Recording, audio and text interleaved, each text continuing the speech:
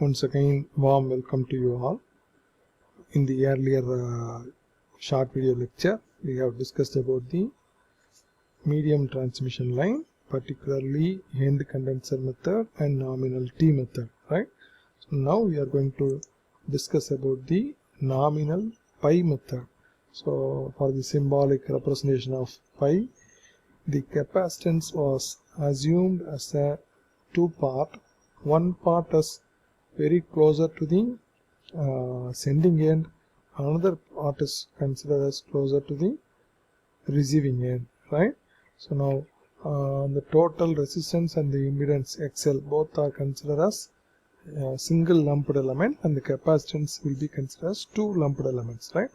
So this is the nominal pi method understanding.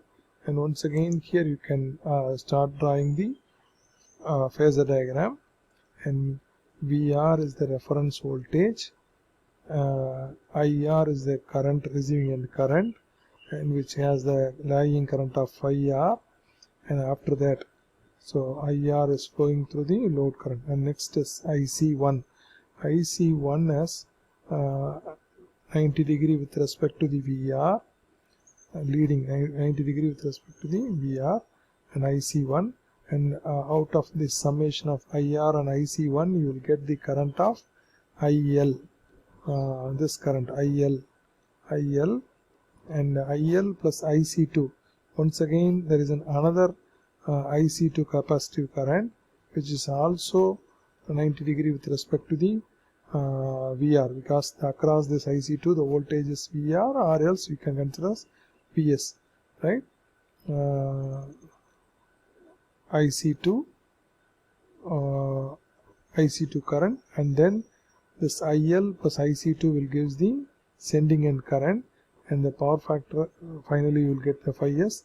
And now IL into R, this current flowing through the resistance is IL, sorry, R resistance is IL, current flowing through the impedance is also IL, and thus you need to consider as IL into R plus IL into XL will give Vs. So VR is the voltage across this half of the capacitance, this VR plus this drop will give the voltage across the another half of the capacitance, IL into R plus IL into XL will give the Vs point, and this is Vs. Now the angle between Vs and Is is something but Is, and this you can write it as it is, and only thing you need to vary here is IC1 is equal to j omega C by 2 into VR, and pi f C by 2, that's why the 2 pi becomes pi, 2 cancel, and pi f C VR, and a line current is IL IR plus IC1. IL, that is line current, IL is equal to IR plus IC1 will give the line current IL,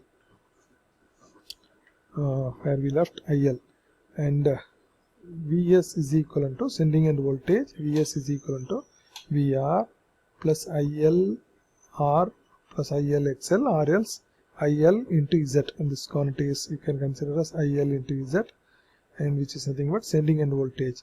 Charging current at the sending end is IC2. So IC1 you can write this expression, IC2 is j omega C2.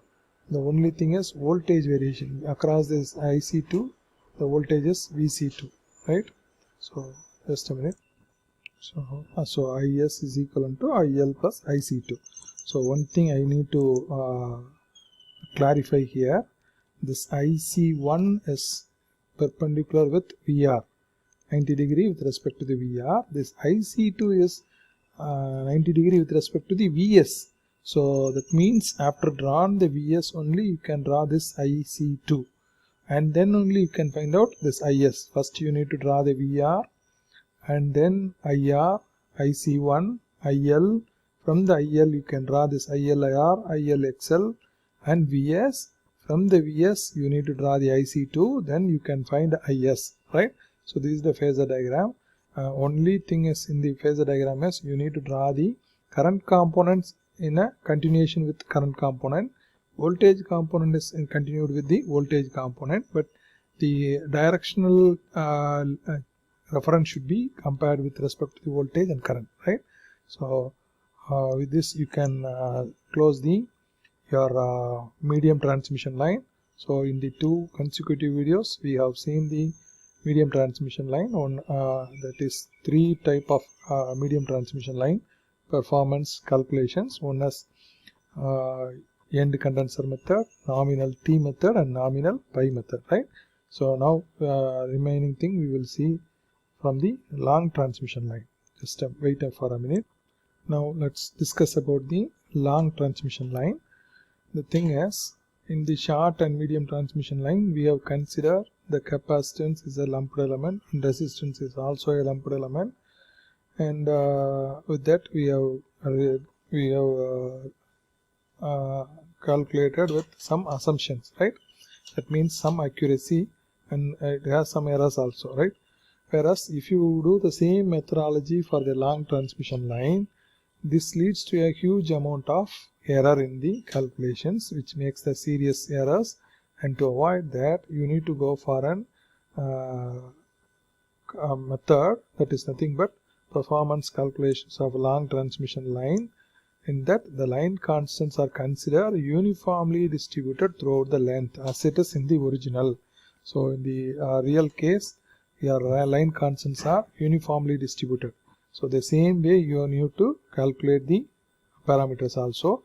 For this you need to take a new method called rigorous method mathematical treatment, and this method is applicable for long transmission line which is required for this calculations, right?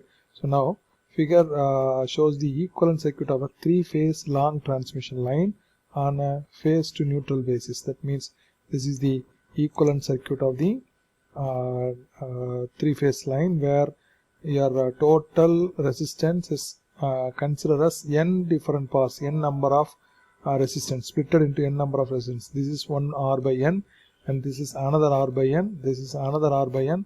Likewise it continues till the receiving end. Similarly the reactance is also n number of split up, one as XL divided by n, and this is another, and this is another, and this is another. Likewise there will be a continuous parameters here. Similarly there is two more components here, B divided by n and G divided by n, and where this is the capacitance part and this is the conductance part, and this type of shunt branches should be drawn in all these line parts. So here also you need to include one capacitive element and one resistive element, that is conductance element. Likewise this should be drawn everywhere, and this will be considered as equivalent circuit of the long transmission line or a real transmission line. Now the whole line length is divided into n sections, and each section we have the line constant of 1 by nth of those whole line. So total resistance R divided by n will be considered as on the one part, right?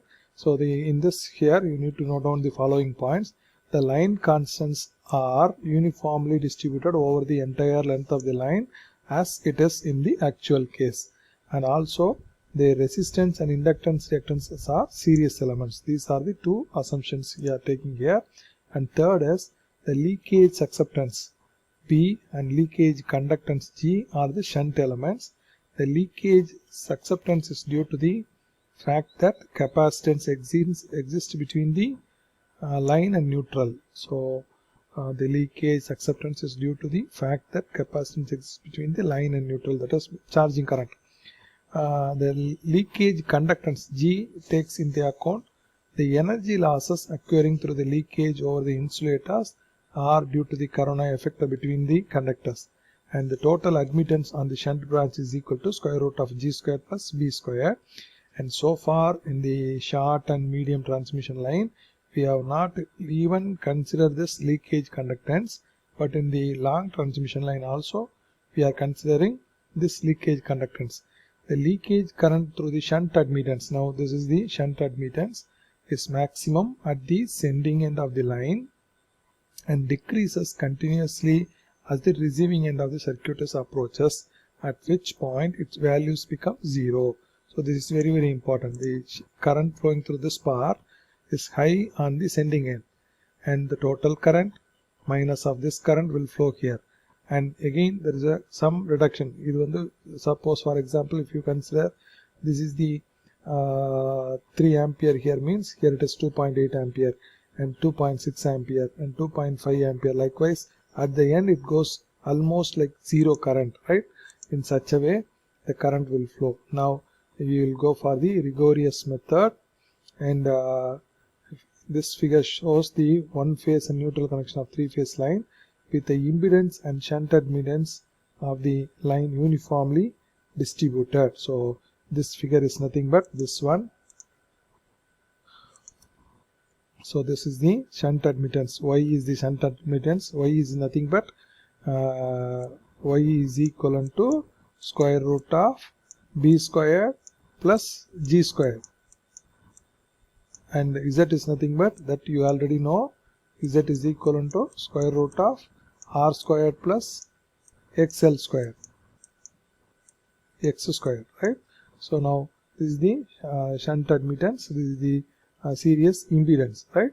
So this is the circuit diagram. What you can expect shows the single phase and neutral connection of a 3-phase line with the impedance and shunt admittance of the line uniformly distributed. Now here consider a small element in the line line of the length, thus dx is situated. So the small piece of the line segment you consider dx. So that means in between these two dotted lines you consider dx. X distance from the receiving end, so that is the reference. Now Z is the series impedance, Y is the shunt admittance, V is the voltage at the end of the element towards the receiving end. In the piece la idu towards the receiving end. And V plus dV is the voltage at the receiving end side, this side, V plus dV, right? So dV is the voltage at the receiving end side, and I plus di is the current entering the element dx. Idhula nama discuss pandradilla in the element pathi mattum a small piece, and I is the current leaving the element dx. Then for a small element of dx, Z dx is the series impedance, Y dx is the shunt admittance. Obviously dV is equal to I into small z into dx. dV across voltage across this is nothing but dV is equal to I into z into dx. This I into this parameter, right? And now dV by dx, or you can write it as dV by dx. That is, you can write here dV by dx is equal to I into Z. Now the current entering the element as I plus di. So already we have marked this current entering this element as I plus di, whereas the current leaving the element as I. The difference in the current flows through the shunt admittance of the element as only di. So di is the current through the shunt admittance, this part. So this is the amount of current flowing through this. So di is equal to V into this voltage V into Y into dx, or di by dx is equal to V into Y. So these are the two findings you need to write. That means with this we can move for the text. dV by dx is equal to Is, Iz, di by dx is equal to Vy. Now differentiating the equation 1 and 2. So 1 we will get this equation, d squared v by dx squared is equal to z into di by dx, which is nothing but z into v into y. By incorporating the expression 2, this is the expression, right?